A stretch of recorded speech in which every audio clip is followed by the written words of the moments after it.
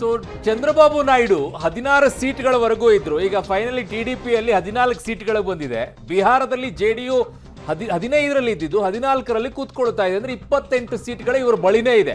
So 28 ಸೀಟ್ಗಳೂ ಸಹ important ಆಗಿರೋದು ಈಗ ಬಿಜೆಪಿಗೂ ಸಹ ಕಾಂಗ್ರೆಸ್ಸಿಗೂ, ಅಂದ್ರೆ INDI ಮತ್ತು NDA. ಸರ್, ಪ್ರಾದೇಶಿಕ ನಾಯಕರಿಗೆ ಮತ್ತೆ ದೊಡ್ಡ ಪಾತ್ರ ಸಿಕ್ಕಿದೆ ಲೀಡರ್ಶಿಪ್, ನ್ಯಾಷನಲ್ ಇದರಲ್ಲಿ.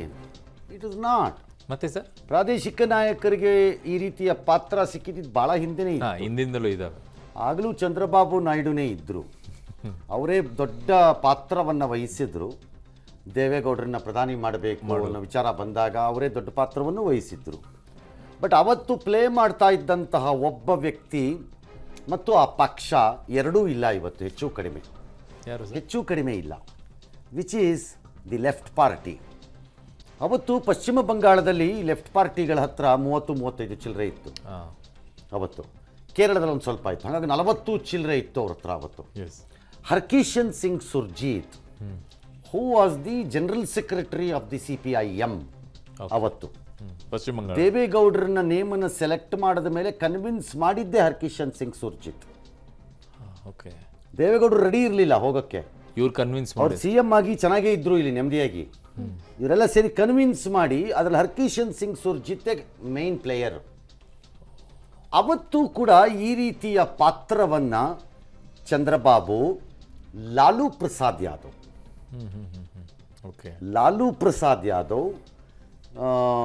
ಹರ್ಕಿಶನ್ ಸಿಂಗ್ ಸುರ್ಜಿತ್ ಇವರೆಲ್ಲ ಪ್ಲೇ ಮಾಡಿದ್ದಿದ್ದು ಅವತ್ತಿನ ಇದು.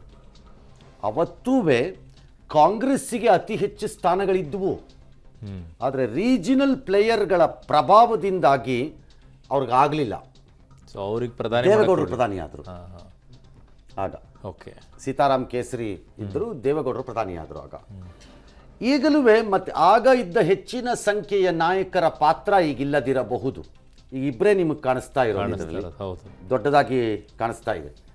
ಈಗ ಶರದ್ ಪವಾರ್ ನಿತೀಶ್ ಕುಮಾರ್ಗೆ ಕರೆ ಮಾಡಿ ನಿಮಗೆ ಉಪಪ್ರಧಾನಿ ಆಫರ್, ಅಥವಾ ಚಂದ್ರಬಾಬುಗೆ ಕರೆಕ್ಟ್ ಮಾಡಿ ನಿಮಗೂ ಉಪಪ್ರಧಾನಿ ಆಫರ್ ಅಂತ. ಭಾರತದಲ್ಲಿ ಉಪಪ್ರಧಾನಿ ಮಾಡೋದು ಏನು ಹೊಸದೇನಲ್ಲ. ಅಲ್ಲೇ ಭಾಳ ಹಿಂದೆ ಜಗಜೀವನ್ ರಾಮ್ ಕಾಲದಿಂದನೂ ಆಗಿರುವಂಥದ್ದೇ ಅದು. ಅದೇನು ಹೊಸದಲ್ಲ. ಎರಡನೇದು, ಈ ಇಬ್ಬರಿಗೂ ಉಪಪ್ರಧಾನಿ ಆಫರು ಭಾಳ ದೊಡ್ಡದಾಗಿ ಕಾಣಿಸ್ಬೇಕು ಅಂತೇನಿಲ್ಲ. Regionally both are very strong. ಹೌದು. ಆಂಧ್ರದಲ್ಲಿ ಅಧಿಕಾರಕ್ಕೆ ಬಂದಿರುವಂಥ ಚಂದ್ರಬಾಬುಗೆ ಇರುವ ಚಾಲೆಂಜು ಉಪಪ್ರಧಾನಿ ಆಗೋದಲ್ಲ, ಆಂಧ್ರ ಪ್ರದೇಶವನ್ನು ಕಟ್ಟೋದ್ರಲ್ಲಿರೋದು. ಅದಿರೋದು ಪ್ರಾಬ್ಲಮ್ ಅಲ್ಲಿ. Andhra is lagging behind. ಅದರಿಂದ ಸಮಸ್ಯೆ ಇರೋದು ಅಲ್ಲಿ ಅವ್ರಿಗೆ. ಇನ್ನು ನಿತೀಶ್ ಕುಮಾರ್ಗೆ 2 ಪ್ರಾಬ್ಲಮ್ಮು. ನಂಬರ್ 1, CM ಆಗಿರೋರು ಬಿಟ್ಕೊಟ್ಟು ಅಲ್ಲಿ ಹೋಗೋದಾದ್ರೆ ಇಲ್ಲಿ CM ಬೇರೆಯವ್ರಿಗೆ ಕೊಡಬೇಕು, ಅಲ್ಲಿಗೆ ಬಿಹಾರ ಕಳ್ಕೊಳ್ಬೇಕು. ಅಲ್ಲ, ಅದಾದ ತಕ್ಷಣ ಅವ್ರು ಅಸೆಂಬ್ಲಿ ಎಲೆಕ್ಷನ್ ಒಳಗೆ ಹೋಗಬೇಕು, ಮತ್ತೆ ಎಲೆಕ್ಷನ್ ಆವಾಗ ಪ್ರಾಬ್ಲಮ್ ಆಗ್ಬೋದು ಅವ್ರಿಗೆ. ನಂಬರ್ 2, ಅವ್ರಿಗೆ ವಾಪಸ್ ಲಾಲು ಮತ್ತು ತೇಜಸ್ವಿ ಯಾದವ್ನ ಛಾಯೆ ಒಳಗೆ ಸಿಕ್ಕಾಕೋಬೇಕು ಅಲ್ಲಿ. ಹಾಗಾಗಿ ಈ ಇಬ್ಬರಿಗೂ ಅಷ್ಟು ಸುಲಭವಾಗಿ NDA ಬಿಟ್ಟು INDIA ಹೋಗೋಕ್ಕಾಗತ್ತೆ ಅಂತಾನೂ ಇಲ್ಲ. ಆದರೆ ಹೋಗೋದೇ ಇಲ್ಲ ಅಂತ ನಾನು ಹೇಳಕ್ಕೆ ತಯಾರಿಲ್ಲ. ಅವರಿಬ್ಬರು ತೀರ್ಮಾನ ಏನಿರುತ್ತೋ ಏನೋ. ಐ ಹ್ಯಾವ್ ನೋ ಐಡಿಯಾ, ನನಗೆ ಗೊತ್ತಿಲ್ಲ. 48 ಅವರ್ಸ್ ಬೇಕು, ನಾನು ಆಮೇಲೆ ಹೇಳ್ತೀನಿ ಅಂತ. ಅದು ಸಂಚಾಲಕ ಹುದ್ದೆ. ಯಾಕಂದರೆ ಸಂಚಾಲಕ ಹುದ್ದೆ ಇದ್ದಾಗ ಒಂದಷ್ಟು ಕೆಲಸಗಳು ದಿಲ್ಲಿ ಮಟ್ಟದಲ್ಲಿ ಇರುತ್ತೆ.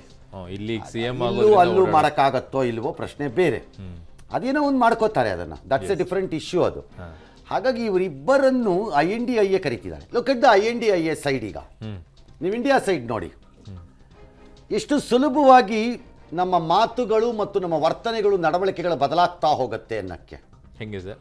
ನಿತೀಶ್ ಕುಮಾರ್ ಲಾಲು ಮತ್ತು ಕಾಂಗ್ರೆಸ್ಸಿಂದ ಘಟಬಂಧನನ್ನು ಡಂಪ್ ಮಾಡಿ NDA ಜೊತೆ ಹೋದಾಗ, ಇತ್ತೀಚೆಗೆ ಹೋದಾಗ, immediately Nitish Kumar was described as a communal fellow, a opportunist, Paltu Ram ಅಂತ ಕರೆದ್ರು.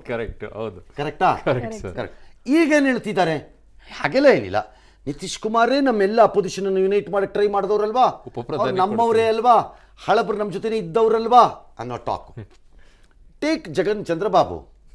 ನೀವು ಚಂದ್ರಬಾಬು ವಿಚಾರದಲ್ಲಿ ದಿಲ್ಲಿ ಜೈಲಿಗೆ ಹೋದಾಗ ದೇರ್ ವಾಸ್ ಅಬ್ಸಲ್ಯೂಟ್ಲಿ ನೋ ಇದು ಕಾಂಗ್ರೆಸ್ಸಿಂದ ಇದಕ್ಕೆ ಯಾರು ಸಪೋರ್ಟಿಗೆ ನಿಂತ್ಕೊಂಡು ಏನೂ ಇಲ್ಲ ಅವ್ರ ಹತ್ರ, ಅವ್ರಿಗೇನೂ ಇರಲಿಲ್ಲ ಆ ಟೈಮಲ್ಲಿ ಅವರು. ಹಾಗಾಗಿ ಚಂದ್ರಬಾಬುಗೆ ಕಾಂಗ್ರೆಸ್ಸಿನ ಸಂಘ ಮತ್ತು ಸಾಮೀಪ್ಯ ಆಂಧ್ರದಲ್ಲಿ ಅನಿವಾರ್ಯತೆ ಏನಿಲ್ಲ. ಸಾಮೀಪ್ಯ ಮತ್ತು ಸಂಘ ಯಾಕೆ ಅಂತಂದರೆ ಚಂದ್ರಬಾಬುಗೆ ಈಗ ಬಂದಿರೋ 36-37% 35% ಓಟ್ ಏನಿದೆ, ಜೊತೆಗೆ BJPದು ಒಂದು 12-13% 14% ಓಟ್ ಇದೆ ಈಗ ಅಲ್ಲಿ. Yes, there is a 12-14% of vote of BJP ಅಲ್ಲಿ. ವಿಧಾನಸಭೆಗೂ ಅದು ಅನುಕೂಲನೂ ಆಗಿದೆ. ಪ್ಲಸ್ ಜನಸೇನಾ ಇದೆ ಅಲ್ಲಿ. ಜನಸೇನಾದು ವೋಟ್ ಶೇರ್ ಬಂದು TDP ಟ್ರಾನ್ಸ್ಫರ್ ಆಗಿರುತ್ತಲ್ಲಿ. ಈ ಬಾರಿ ಆಂಧ್ರ ಪ್ರದೇಶದಲ್ಲಿ ಕಾಪು ಮತ್ತು ಕಮ್ಮ ಎರಡು ಕಮ್ಯುನಿಟಿಗಳು ಎಕ್ಸ್ಟ್ರೀಮ್ಲಿ ಪೊಲಿಟಿಕಲಿ ವೆರಿ ಅವೇರ್ನೆಸ್ ಇರುವಂಥ ಪಕ್ಷ ಇದು. ಕಾಪು ಕಮ್ಮ ಒಟ್ಟಿಗೆ ಓಟ್ ಹಾಕಲ್ಲ, ಎರಡು ತದ್ವಿರುದ್ಧವಾಗಿ ಓಟ್ ಹಾಕಲ್ಲ. ಹೌದು, ಬಟ್ ಈ ಸರಿ ಓಟ್ ಹಾಕಿದ್ದಾರೆ, ಜೊತೆಗೆ ಓಟ್ ಹಾಕಿದ್ದಾರೆ. ಜನಸೇನಾ ನೋಡಿಕೊಂಡು ಕಾಪು, ಇದು ಕಮ್ಮ, ಎರಡು ಒಟ್ಟಿಗೆ ಓಟ್ ಹಾಕಿದ್ದಾರೆ ಈಗ. It's A new experiment Andhra ಅಲ್ಲಿ. ಸಾಲಿಡ್ ಡಿವೈಡ್ ಆಗ್ತಾ ಇದೆ. Andhra never votes between Kapu and ಕಮ್ಮ. ಸಾಲಿಡ್ ಕಂಬೈನ್ ಆಗಿರೋದು, ಈ ಸರಿ ಕಂಬೈನ್ ಆಗಿದೆ ಅದು. ಹಾಗಾಗಿ ಚಂದ್ರಬಾಬುವಿನ ವಿಕ್ಟರಿನಲ್ಲಿ ಆ ಪಾತ್ರನೂ ಇದೆ. ಸೊ ಅದನ್ನು ಬಿಟ್ಕೊಳ್ಳೋ ಪರಿಸ್ಥಿತಿಗಳು these are the contradictions which will stop Chandranaidu from taking a different decision. ಅಷ್ಟು ಸುಲಭ ಅಲ್ಲ ಅದು. ಓಕೆ. ಸೊ ಎಲ್ಲರಿಗೂ ಆಸೆ ಏನಿರುತ್ತೆ, ಸಾಮಾನ್ಯವಾಗಿ ವಿರೋಧ ಪಕ್ಷದಲ್ಲಿದ್ದಾಗ ನಾವು INDA ಕಡೆಗೆ ಹೋಗ್ಬಿಟ್ರೆ ಮುಸ್ಲಿಂ ವೋಟ್ ಗ್ಯಾರಂಟಿ ಆಗತ್ತೆ ಅಂತ. Okay, without A Muslim vote ಈ ಸರಿ ಗೆದ್ದಿರೋದು ಇವ್ರೀಗ. ಅದು ಈ ಪ್ರಮಾಣದಲ್ಲಿ ಹೌದು. ಎಸ್, BJP ಜೊತೆ ಇವ್ರು ಅಲಯನ್ಸ್ ಮಾಡ್ಕೊಂಡ ತಕ್ಷಣ ಮುಸ್ಲಿಂ ವೋಟ್ ಇವ್ರು ತಿಪ್ಪರ್ಲಾಗ ಹೊಡೆದ್ರು ಬಂದಿರಲ್ಲ. ಏನೋ ಚಂದ್ರಬಾಬು ಮುಖ ನೋಡ್ಕೊಂಡು 2% ಹಿಂಗೆ ಬಂದಿರ್ಬೋದು, 1% ಹಂಗೆ ಬಂದಿರ್ಬೋದು ಅಷ್ಟೇ. ಎಸ್, ಬರಲ್ಲ ಅದು Muslim vote. So without A Muslim vote Chandrababu has gained this with A combination of A Kapu and ಕಮ್ಮ. ಸೊ ಅದಕ್ಕೆ ಸದ್ಯಕ್ಕೆ ಬಿಟ್ಕೊಡ್ತಾರ ಇಲ್ವಾ ಅನ್ನೋದು. Plus BJP 12% or 10%. ಮತ್ತೆ ಕಾಂಗ್ರೆಸ್ಸಿನ ಯಾವ ಅನಿವಾರ್ಯತೆಯೂ ಅವ್ರಿಗಿಲ್ಲ ಅಲ್ಲ ಆಂಧ್ರಲ್ಲಿ, ಯಾವ ಅನಿವಾರ್ಯತೆಯೂ ಇಲ್ಲ ಅವ್ರಿಗೆ ಆಂಧ್ರ. ಹಾಗಾಗಿ ಕಾಂಗ್ರೆಸ್ ಇಂಡಿ ಅಲಯನ್ಸ್ ಏನೇನು ಆಫರ್ನ ಚಂದ್ರಬಾಬುಗೆ ಕೊಡಬಹುದೋ ಆ ಎಲ್ಲ ಆಫರ್ನ BJPನೂ ಕೊಡ್ಬೋದು.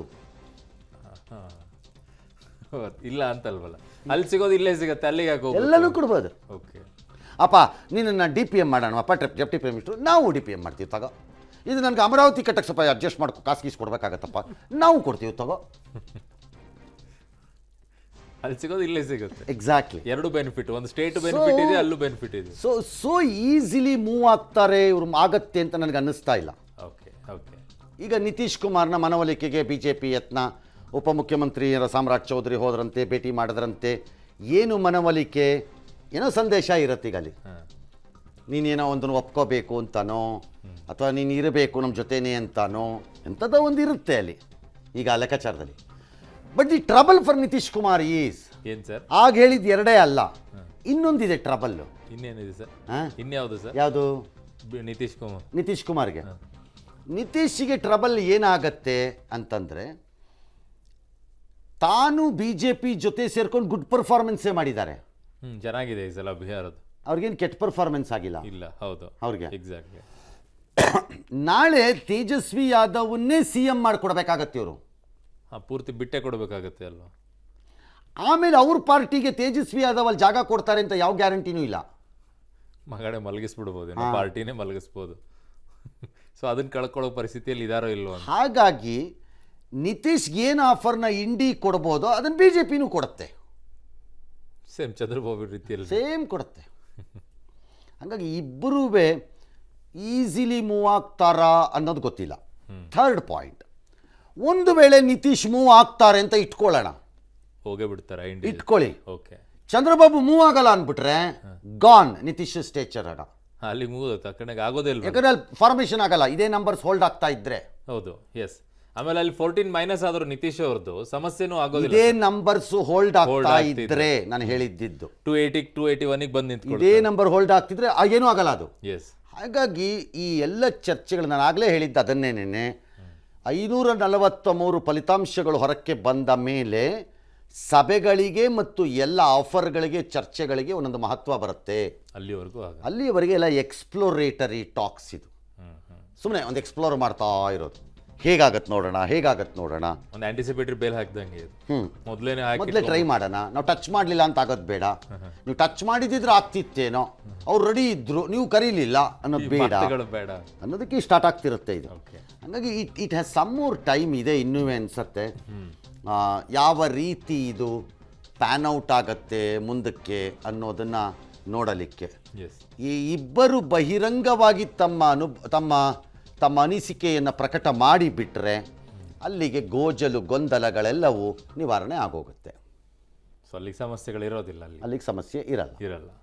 Okay, yes all right, this is the problem. ಹಾಗಾದ್ರೆ ನಿತೀಶ್ಗೆ ಪ್ರೈಮ್ ಮಿನಿಸ್ಟರ್ ಮಾಡ್ಬಿಡ್ತೀವಿ, ಬಂದ್ಬಿಡಪ್ಪ ನೀನೆ. ಅದು ಮಾಡುವಂಥ ಪರಿಸ್ಥಿತಿಯಲ್ಲಿ ಬಿಜೆಪಿನೂ ಇದ್ದಂಗಿಲ್ಲ ಈಗ. ಅಲ್ಲ BJP ಅಲ್ಲ, ನಾನು ಹೇಳ್ತಿದ್ದೆ ಇಂಡಿಯಾ ಅಲಯನ್ಸ್. ಇಂಡಿಯಾ ಅಲಯನ್ಸ್ ಬಂದ್ಬಿಡಪ್ಪ ನೀನೇ ಮಾಡ್ಬಿಡೋಣ.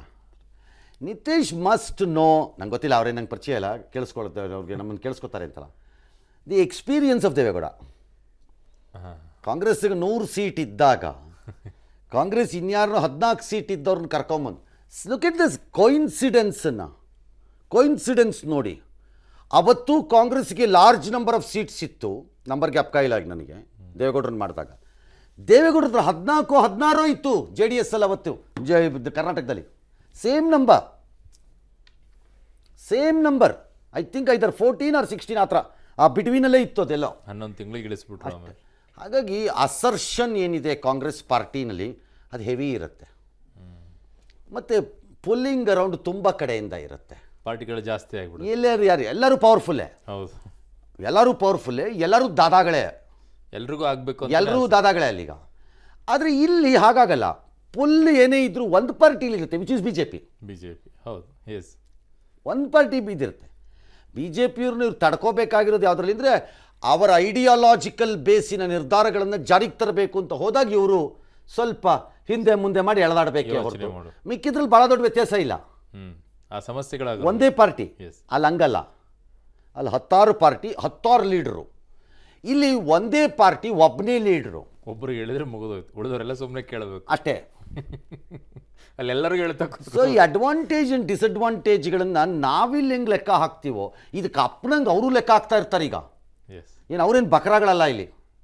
Politically strategy. ಹಾಗಾಗಿ ಲೆಟ್ ಅಸ್ ಸಿ ಅದು ಎಲ್ಲಿಗೆ ಬರುತ್ತೆ ಅನ್ನೋದನ್ನು ನೋಡೋಣ. ಸದ್ಯದ ಪರಿಸ್ಥಿತಿಯಲ್ಲಿ BJP 242, ಕಾಂಗ್ರೆಸ್ 99, ಆದರೆ NDA ಸಂಖ್ಯೆ 295, 231 ಹಾಗೂ 17ರಲ್ಲಿ ಓಡಾಡ್ತಾ ಇದೆ ನಂಬರ್ಗಳು.